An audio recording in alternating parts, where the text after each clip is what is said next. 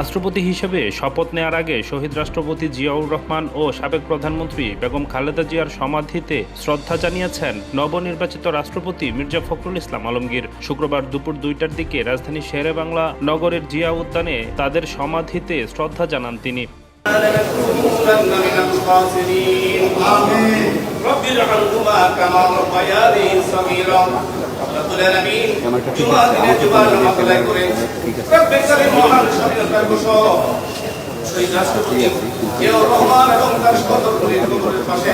এদিন সন্ধ্যা 7:30টায় বঙ্গভবনে দেশের 23তম রাষ্ট্রপতি হিসেবে শপথ নেবেন মির্জা ফখরুল ইসলাম আলমগীর। এর আগে গতকাল দুপুর 2টা থেকে বিকেল 5টা পর্যন্ত জাতীয় সংসদ ভবনের সংসদ কক্ষে রাষ্ট্রপতি নির্বাচনের ভোট গ্রহণ হয়।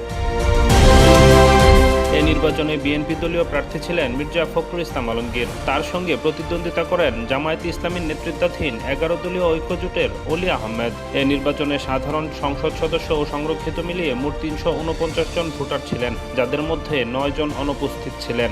এতে মির্জা ফখরুল ইসলাম আলমগীর 255 ভোট পেয়ে রাষ্ট্রপতি নির্বাচিত হন, আর অলি আহমেদ পান 88 ভোট।